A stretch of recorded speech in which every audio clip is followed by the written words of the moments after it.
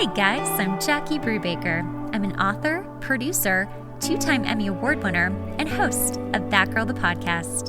Each week, I bring on inspiring people and stories to help you become that girl or that guy in your life. That Girl the Podcast is based on the romantic comedy That Girl a Novel, which is now available as a podcast to listen to. Listen to each chapter about finding yourself and adulting in LA.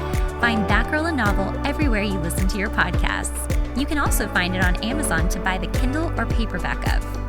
For more, find us at thatgirlthepodcast.com and follow us on Instagram at thatgirlthepodcast and our Patreon page.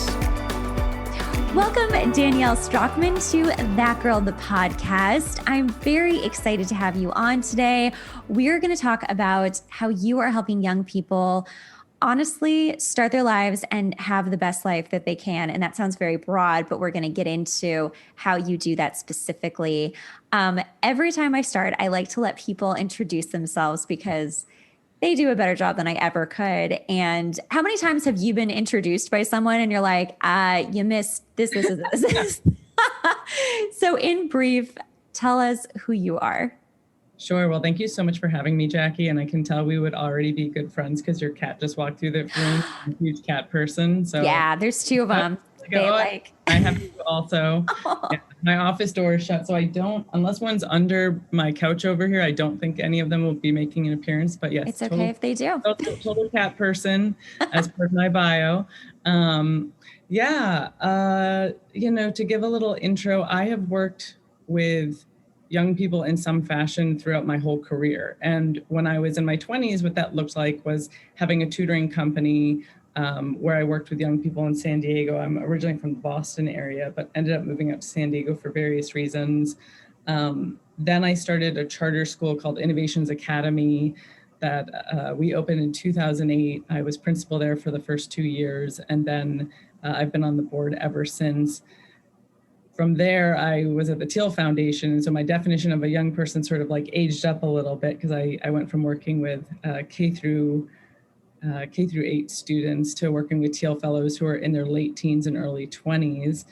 And with 15, 17, we work with people who are probably in their mid 20s and teens as well. But my running joke with myself is that like someday when I'm 60 years old, I'm going to say like, oh, those 40-year-olds, those young people, they really need something. But I've had a lifelong sort of mission and passion of giving autonomy and freedom, to people who typically don't have it. And I think that, young adults and teens often aren't sort of respected for their capabilities. And all my work has really encompassed doing things to broaden their option pool. And that is such a huge pull on my heart because I think teenagers are amazing. And I think that they do not get the attention and even respect that they deserve. They're just thought of as these crazy teenagers and you're hormonal and you don't know anything yet. And I don't think that's true. I think there's so many of them who either A, do know what they want to do, but don't have the resources, or B, have the potential to find out what they could be great at if someone would help them see options. Yes. So talk to me about kind of the beginning and going up because what you do is awesome. Yeah. So now I'll probably weave some of the story backwards and forwards, but now I run a venture capital fund that myself and my co-founder started called 1517. And it started because both my co-founder and I were at the Teal Foundation working under Peter Thiel back in 2010 through 2015 to run the Teal Fellowship program. And that program, which, is now 10 to 11 years old at this point, was very controversial when it started because what was happening was no one was out there saying, hey, there are other options besides college. And that, for some people, maybe doing a boot camp, maybe doing their own thing is a better path for them. Mm-hmm. And Peter came out in 2010 and said, hey, I'm kicking off this fellowship. The thesis is, what about instead of a young person taking on $100,000 in debt to go to school, what if we gave a grant of $100,000 to support them in working on a science or tech project of their choosing with the stipulation that that has to be their full-time thing. They can't be in school. They can't have a job somewhere. this has to be what they're dedicated to for the next 2 years, and let's see what they could do with that. And it's just a grant, non-equity based. The response from the public on our program was wild. We had worked with a professional media team, and they told us that normally in a news cycle, you'll get about 2 weeks of press on something, and then it kind of dies down. We got a full 6 weeks of, kind of crazy news. I mean, one thing I learned, and that I think we all see now, is that media satiates on sensationalism. So the headline was never, Peter has a nuanced view of education and thinks that maybe college isn't the right thing for every single person. The headline was, Peter's telling kids to drop out of school. Of course it was. Of course it was. Right. So it was huge. But it was very interesting to see that it was extremely controversial then. When we kicked off the fellowship and we had the first batch of Teal Fellows, we actually took 24 instead of 20. We were originally called 20 under 20, but we couldn't help ourselves. There were so many great applicants. We took a handful more. But what we thought was, people are probably going to attack our program, but no one's going to have the gall to go after a 19-year-old and sort of criticize them. Boy, were we wrong about that. Wow. There what were were they people out saying? there, you should be in school, sort of shaming people for wanting to do something different. And I think we see this across society at large in general, is when you're part of a group that's doing something different, people feel threatened because they think what you're saying is that you should also be doing what they're doing, but that's just not true at all.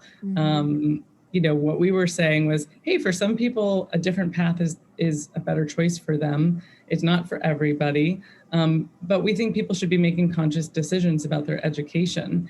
And so myself and Michael Gibson worked on that program for the first 5 years, with a team of people and with the Teal Fellows themselves. And we started seeing some really incredible outcomes from the program. We helped Vitalik Buterin to launch Ethereum, Dylan Field to launch Figma, Austin Russell to launch Luminar. Gosh. Rakesh Agarwal launched Oyo Rooms. There's a fund called the Longevity Fund started by Laura Deming. So we got to really be at the very nascent stage of what we were at the time, we're calling them projects. We were like, we don't know where these are going to go, or if anyone else is even going to know what these things are. But we saw some of these great successes coming through. But what we also saw was that the investing world still didn't take this type of cohort of young person seriously. They would see a young person and think, oh, that person would make for a great intern at my company. I don't think they were thinking this person's a founder. And so Michael and I, back in 2015, said, if the venture world is not going to take these people seriously, we can step aside from our roles here at the foundation. And I guess we'll learn how to become VCs, and we'll work with this cohort of people. And that's kind of the idea that sparked us, was just seeing that there was kind of a gap in the market and in the financial support. One thing that was interesting to us was that with the fellowship, it was the $100,000 grant. But after that, we couldn't give someone another Teal Fellowship. We couldn't say, hey, we love working with you. Let's keep doing it. We could work with them, personally and mentor and things like that. But we couldn't write them another check. The beauty of having a venture fund is that when you work with great people, you can keep working with them over the very long haul of their life, because you can back the company they're doing now, a company they're doing later. You have follow-on capital. You really support something all the way through its existence, instead of just getting something started, which was a real blessing at the foundation to be able to do that. But we saw the opportunity to keep moving things forward as people were progressing. And what we always said about the fellowship was that it was a 2-year program with a 10-year time horizon. And so with 1517, we're able to really see people through that 10-year vision of what they're doing. It's like you guys watched Shark Tank and were like, let's do it. Let's be sharks. It's so funny. I don't even know. I don't know what year Shark Tank started, but what's really funny to me about Shark Tank is that my mom watches it now. And so my mom sort of like understands investing from that angle. And it's so funny. I'm like, we're not like that. I'm like, no, we're not, we don't give as much sass as the people on the show. But that's another thing that's changed too, is that this, the idea of having a different path educationally for yourself is now commonplace. People talk about it. Entrepreneurship now is more commonplace. When my mom's talking about Shark Tank, I know that it's in the It's vernacular. boomed. You know, I know like,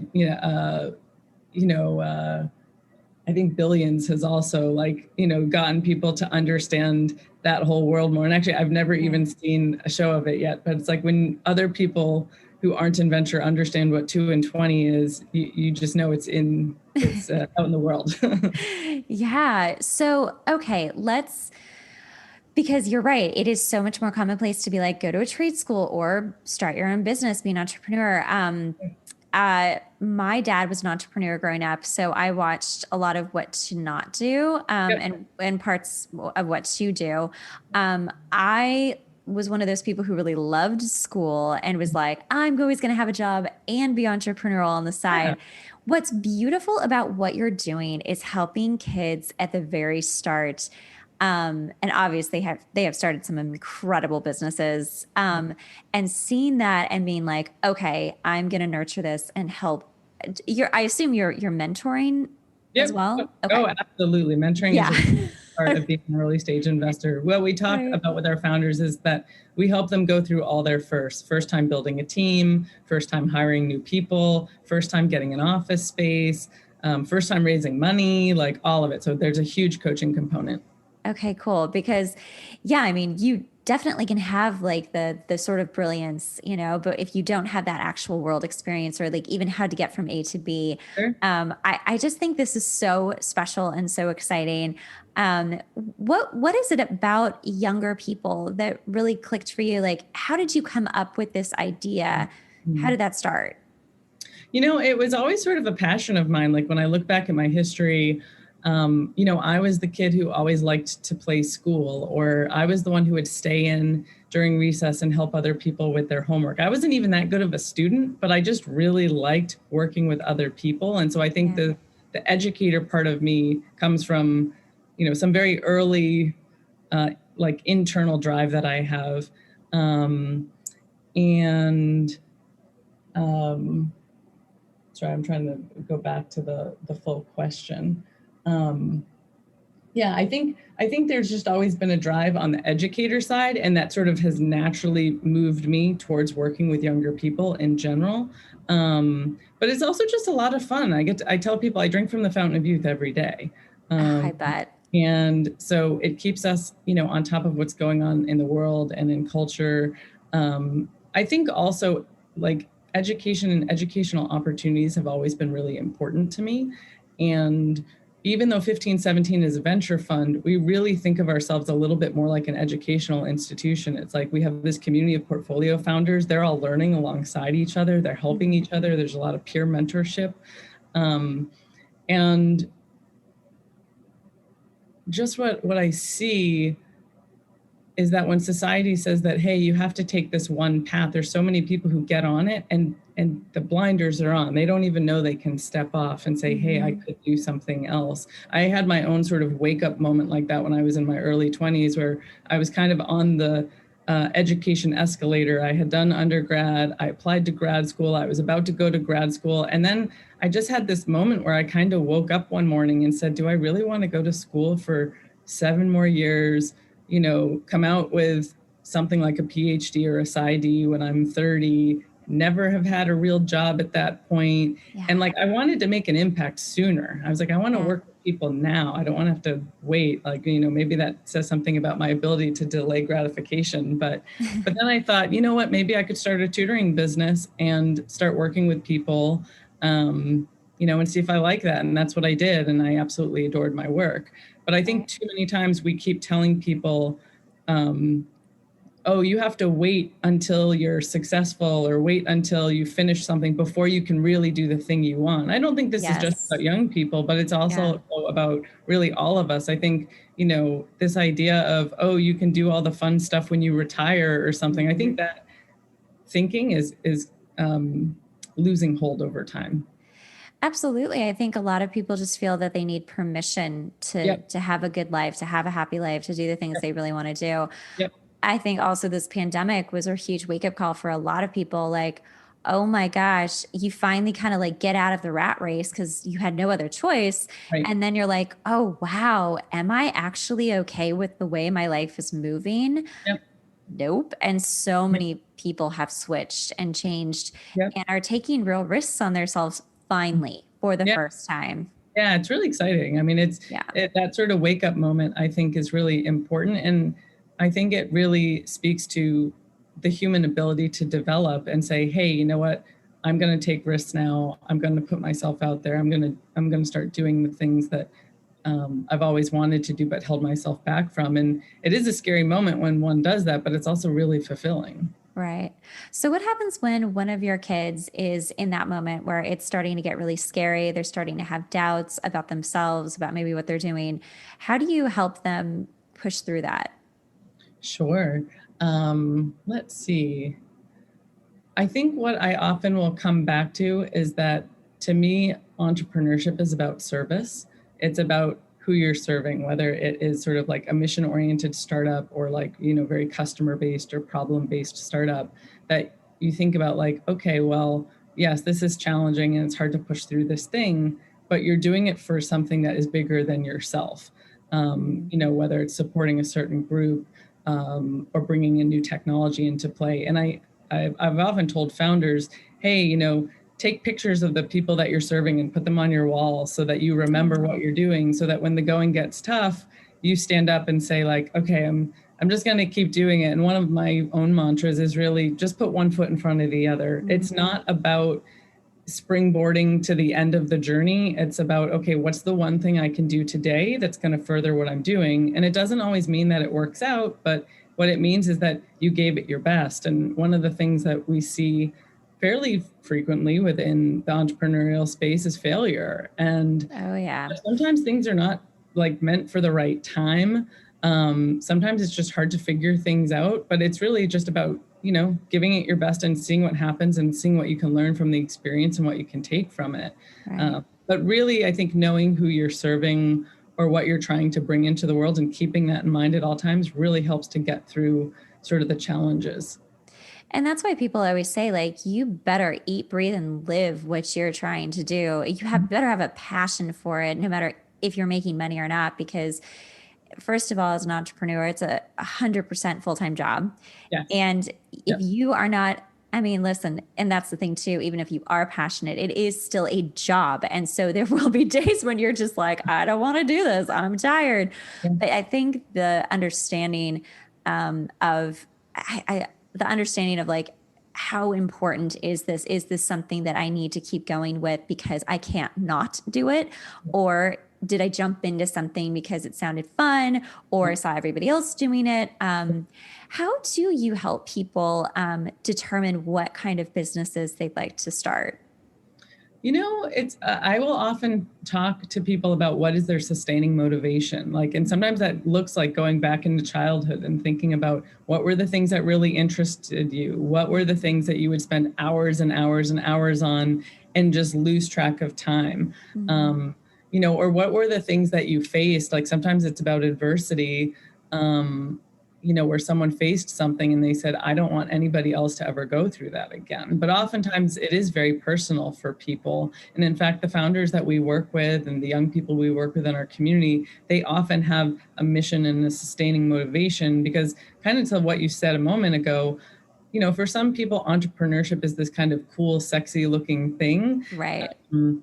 It only looks good in photos. Totally. And even then, maybe sometimes not so much, but it's something where there's no glory, there's no financial gain almost ever. And if there is, it's not for many years through it. And so you have to be, we believe that you have to be doing it for something bigger than yourself, and that sustaining motivation, because that's what's going to get you through the first 2 to 4 years, which are really grueling. And then the next 4 to 6 years, which are still grueling, but just in a different way. We often talk to people about, what are the things that they've been passionate about. And what would, we ask the question to founders when they're pitching us too.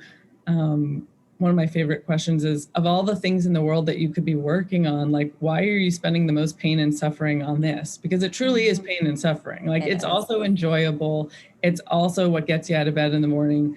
but you're also signing up for difficulty. And a lot of the people we work with, I'll be really frank and say, you could have a 200, 300K job at Facebook, but you're doing this. So tell me why. And often they have like really great stories. So yeah, and then, once someone kind of has that inkling of, hey, here's kind of the area I want to go, I just talk to them a lot about doing little tests, like, hey, go out there and talk to people about what you want to build and make, and see if other people are sort of inspired by it, or see if you can find some customers who'd be interested in, trying out the product you're making, and then start building it. And it's, again, that like one foot in front of the other mentality. I'm a big believer in that too. I love testing things. I think that's the best way to start. Just like no money, practically no money. Yep. Just don't, so many times people make huge mistakes of like, I'm going to get the business credit card and I'm going to buy all this stuff and I'm going to have the perfect desk and all my stuff is lined up. And now I'm an entrepreneur. I'm like, oh my God. Well, what are you doing?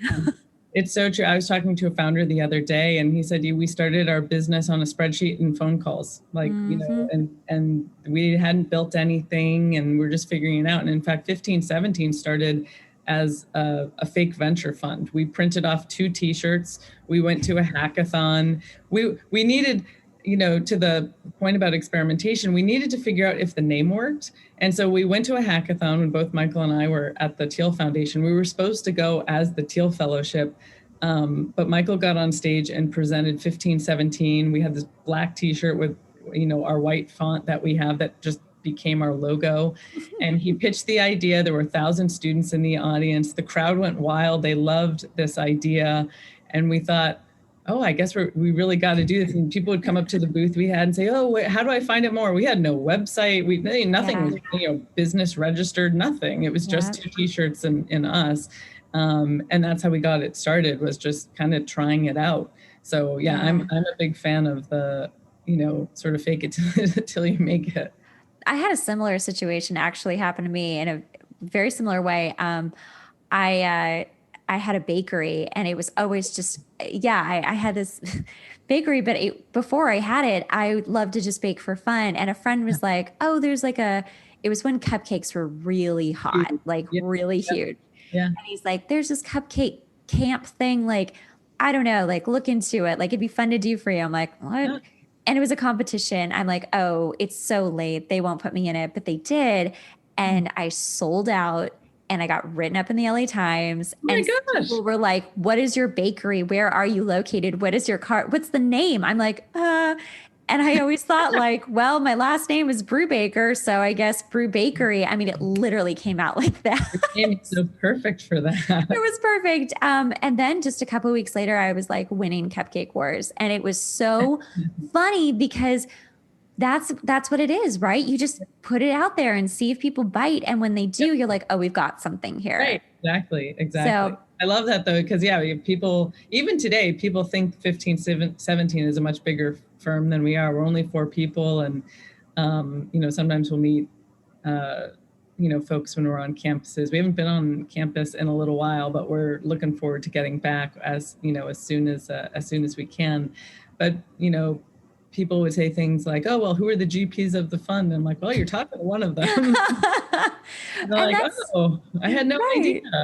So, and that's so true. Like you don't need a huge team. I think things have changed so much and are continuing to change so much. Like soon I don't know if we'll be working in the type of buildings we were before and the huge high rises. No. We gave up our office. We're like, we're all remote now, just working from different places. And right. In fact, actually, I love visiting founders where they are and seeing where they're working. Because especially from being a private tutor, there's a lot that you pick up when you go to somebody's environment. When I used to be a tutor and I went to somebody's house, I could tell like, oh, this environment's really chaotic, or, oh, this family's really organized, or, these people love cats, like, whatever it is. They're great. Yeah, exactly. And it's the same when I visit founders where they are, where I can see like, oh, okay, like this is how they organize themselves, or like, this is the kind of environment they're setting up. So I learn a lot, and it's a lot of fun. And I don't think we need like necessarily as corporate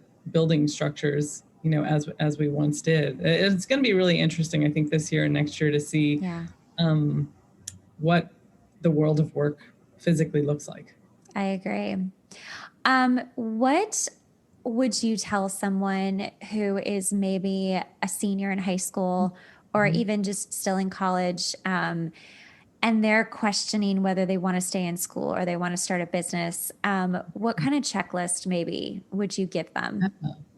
Well, one, I would say you can do a lot in tandem. I'm not a big fan of closing doors unless you have to. And so, I would say, start working on the business and kind of see where it goes over time. I think it's good to apply to different things, whether that's schools or boot camps, or accelerator programs, and see what happens. And then you make choices when you need to. It's, kind of reminds me of how we do investing. Oftentimes we're not making the decision of do we invest or do we not invest. We're making the first decision, which is, do we take a team meeting with these folks? So it's like doing small decision making over time. And so I would think about, to your point of, you don't have to go out and get the Amex card and incorporate the business and do this, but do some of that experimentation and see. And then I think the choice to go to school or not go to school is something that is a fluid decision. So I was talking to actually a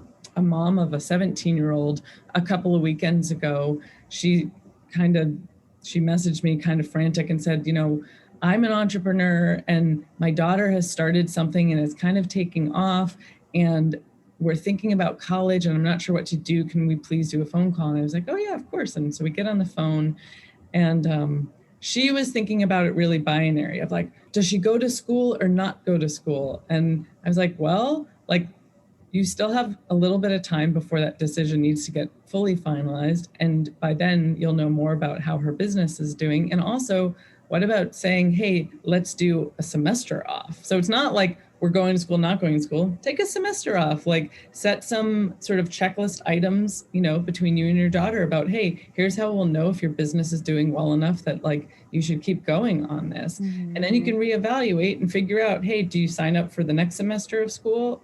Or do you say, you know what, like maybe not for this year? But it's a set of choices over time that you make with the information that you have that's constantly being updated, not a binary, I'm not going to college or I'm only being an entrepreneur. I think this happens to entrepreneurs too, is they get in the mindset of labeling themselves as something like I'm an entrepreneur, and then they feel guilty if they go and get a job somewhere. And it's the same thing. Like you can keep making these different decisions and say, hey, you know what, what's going to work for me is to, maybe work with a bigger company or work with another startup right now. And it's the same decision-making thought process as going to school. And for anyone listening, I'm always happy to talk to people about these types of decisions. And in fact, we visited so many campuses that I also like to say that I'll do like good/bad guidance counseling with people where they'll say like, I'm deciding between these couple of schools, and I'll say like, well, tell me about yourself more. And they'll tell me, and I'll say, yeah, no, like you seem like a student who's from this school more than that school. Cause like I've been on campus a lot, and I know which campuses are more academic versus which campuses are more sort of maker types. Yeah. I love that. You know what? And with that, tell people how they can find you. Oh, no, absolutely. Absolutely. One of our firm's values is accessibility. And so my email is just Danielle@1517fund.com. You can just shoot me a message. I'm also on Twitter. I'm on LinkedIn. It's always good to say in any intro that, a person is reaching out for, like why you're reaching out to that specific person. So, let me know who you are. Let me know if you're making a decision about school, if you're a founder who's either a student or doesn't have a degree and is, thinking about how to take the next step. Like always happy to talk, but give me a little bit of info. I get lots of emails. So sometimes I'm like, I'm not sure why this particular person is emailing me versus if this is someone who spammed a whole bunch of investors, and I can kind of ignore that one. Right. I love what you're doing, and I'm so glad that you exist and 1517 exists. And so all the links will be in the bottom to find you. Thank you so much, Danielle. This was so great to talk to you. Thank you so much for having me. It's really, really fun. And I'm looking forward to hearing from some of your viewers. Thanks so much for listening to the podcast. Remember, sharing is caring. Make sure to rate the podcast and leave a review. We really rely on this to help get the podcast out there. Also, make sure to watch the video version on YouTube at That Girl the Podcast.